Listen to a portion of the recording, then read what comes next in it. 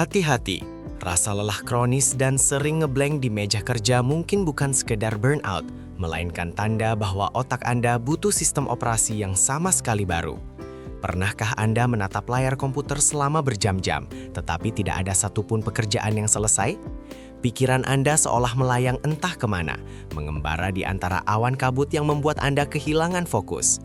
Banyak dari kita langsung menyalahkan pekerjaan yang terlalu menumpuk atau jam kerja yang terlalu panjang. Kita dengan mudah menyebutnya sebagai kelelahan atau burnout. Namun ada sebuah rahasia besar di balik layar pikiran Anda yang mungkin belum pernah Anda sadari sebelumnya. Mari kita selami lebih dalam dan membongkar apa yang sebenarnya terjadi di dalam pikiran Anda saat ini. Burnout atau kelelahan kerja biasanya terjadi ketika Anda terus-menerus memaksakan diri melewati batas kemampuan fisik dan mental tanpa jeda istirahat yang cukup. Ini adalah respons alami tubuh terhadap stres kronis di lingkungan kerja. Anda mungkin mulai merasa sinis, kehilangan motivasi secara drastis, dan merasakan kelelahan yang luar biasa bahkan setelah tidur panjang di akhir pekan. Pekerjaan yang dulunya Anda nikmati, kini terasa seperti beban berat yang sulit diangkat. Namun, pertanyaan kritis yang harus kita ajukan pada diri sendiri adalah ini. Apakah Anda merasa lelah karena volume pekerjaannya yang memang terlalu banyak? Atau karena otak Anda diam-diam harus bekerja 3 kali lipat lebih keras hanya untuk mempertahankan fokus pada satu tugas yang sangat sederhana? Inilah celah di mana miskonsepsi sering terjadi. Mari kita buka pikiran kita terhadap kemungkinan lain yang jarang dibicarakan di lingkungan profesional. Bagaimana jika kesulitan Anda untuk fokus bukanlah karena Anda malas atau sekedar kelelahan? Bagaimana jika itu adalah gejala dari ADHD pada orang dewasa yang tidak pernah terdiagnosis sedari kecil? Attention Deficit Hyperactivity Disorder pada orang dewasa seringkali tampil bagaikan bunglon. Kondisi ini bisa menyamar menjadi kecemasan, depresi, atau yang paling sering, kelelahan kerja akut.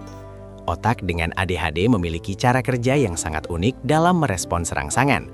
Ketika kondisi ini tidak disadari, individu tersebut akan terus menyalahkan dirinya sendiri atas ketidakmampuannya mengatur waktu atau menjaga konsentrasi, yang pada akhirnya justru menciptakan siklus kelelahan mental yang tidak berujung.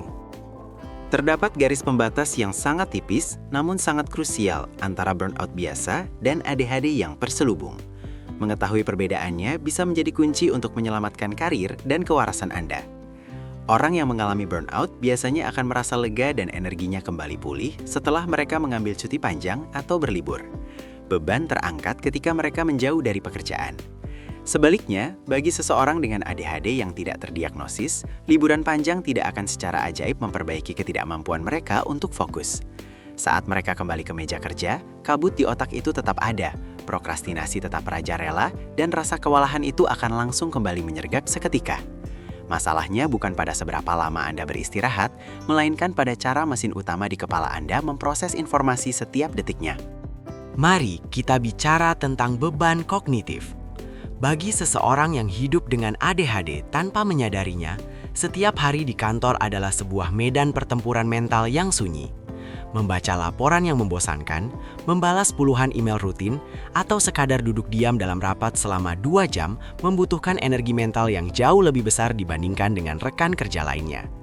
Otak mereka harus secara aktif dan terus-menerus menekan dorongan untuk terdistraksi. Upaya keras untuk tampil normal dan berfungsi layaknya orang lain inilah yang disebut sebagai masking. Proses masking ini menguras cadangan energi di otak dengan sangat cepat. Jadi, rasa lelah luar biasa yang dirasakan di sore hari bukanlah karena pekerjaannya berat, melainkan karena kelelahan emosional akibat terus-menerus bertarung dengan diri sendiri. Salah satu misteri terbesar di balik ADHD adalah hubungannya dengan senyawa kimia di otak yang bernama dopamin. Otak ADHD pada dasarnya sedang kelaparan akan dopamin. Karena itu, ia secara otomatis akan selalu mencari stimulasi baru yang lebih menarik, lebih cepat, dan lebih memuaskan. Ini menjelaskan mengapa Anda mungkin merasa ngeblank saat dihadapkan pada spreadsheet yang monoton, namun tiba-tiba bisa sangat fokus dan melupakan waktu saat mengerjakan proyek baru yang penuh tantangan kreatif.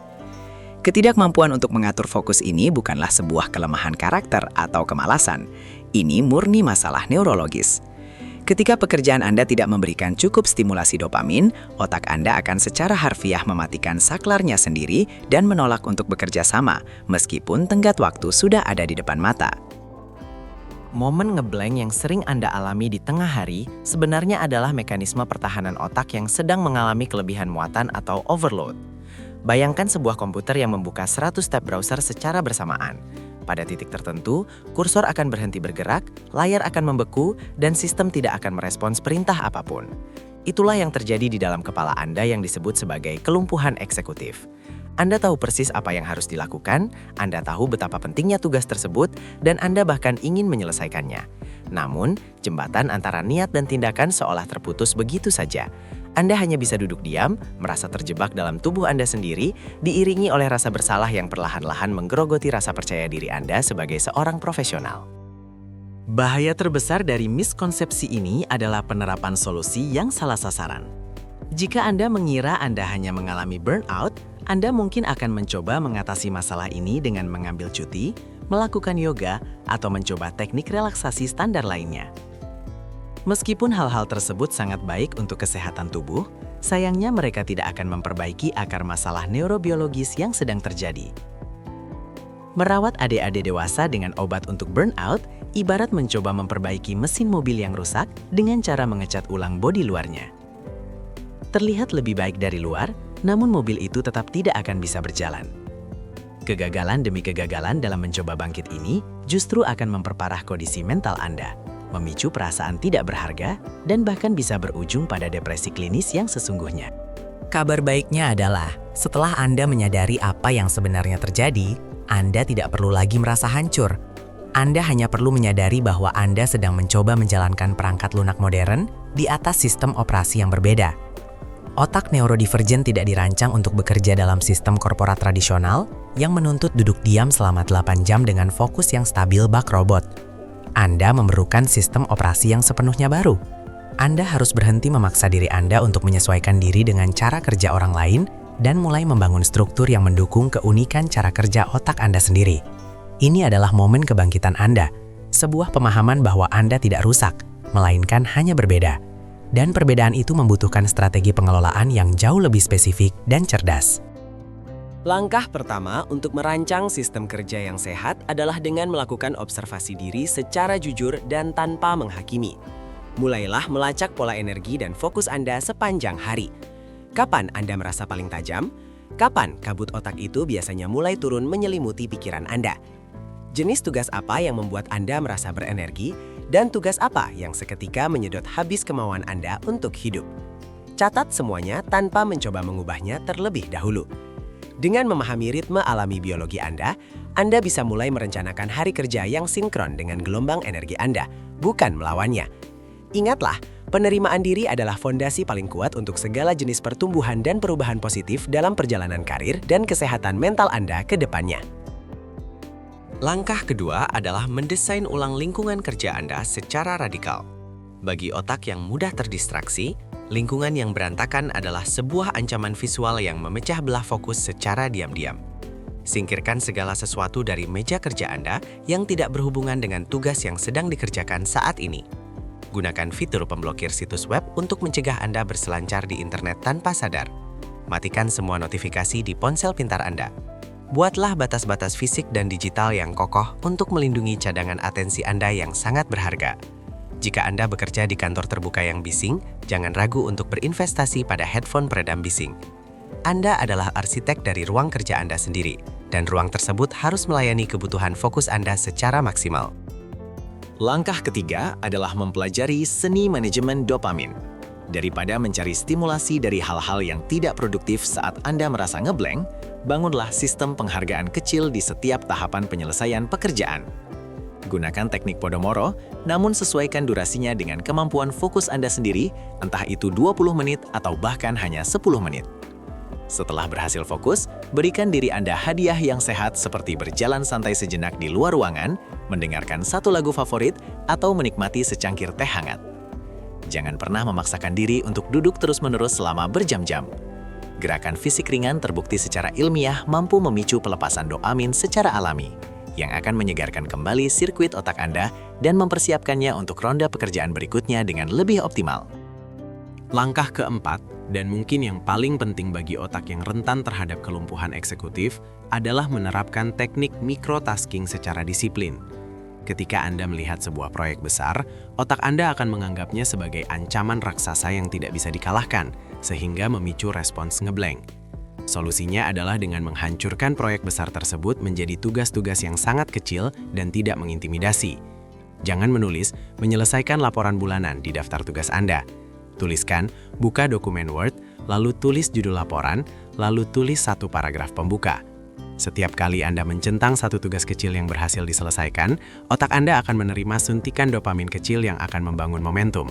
Sedikit demi sedikit, langkah-langkah kecil ini akan membawa Anda melintasi garis akhir tanpa Anda sadari.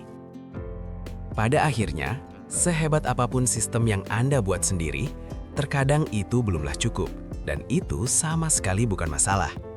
Jangan pernah ragu atau merasa malu untuk mencari bantuan dari profesional kesehatan mental, baik itu psikolog maupun psikiater yang memiliki spesialisasi dalam menangani ADHD pada orang dewasa. Mendapatkan diagnosis yang tepat dan jika diperlukan, pengobatan yang sesuai bukanlah sebuah tanda kelemahan. Sebaliknya, itu adalah tindakan mencintai diri sendiri yang paling berani. Terapi kognitif dan intervensi medis yang tepat dapat ibaratkan sebagai kacamata bagi seseorang yang rabun. Mereka tidak mengubah siapa Anda, mereka hanya membantu Anda melihat dunia dengan lebih jelas dan memberikan Anda alat yang setara untuk bersaing di tempat kerja yang serba menuntut ini. Sebagai kesimpulan, rasa lelah yang terus-menerus dan momen ngeblank di kantor tidak selalu harus menjadi akhir dari produktivitas Anda. Dengan memahami perbedaan mendasar antara kelelahan kerja biasa dan kondisi neurodivergen seperti ADHD yang terselubung, Anda memegang kunci untuk mengubah seluruh lintasan karier Anda. Memahami diri sendiri adalah bentuk pemberdayaan yang paling revolusioner. Berhenti menghukum diri sendiri atas hal-hal yang berada di luar kendali Anda. Mulailah merancang sistem operasi kehidupan yang merayakan kelebihan Anda dan menopang kelemahan Anda secara proporsional. Anda memiliki potensi yang luar biasa besar di dalam diri Anda, yang hanya menunggu untuk dibuka kuncinya dengan pendekatan yang tepat. Teruslah melangkah, teruslah mencari cara terbaik Anda sendiri, dan saksikan bagaimana dunia mulai menyesuaikan diri dengan kehebatan Anda.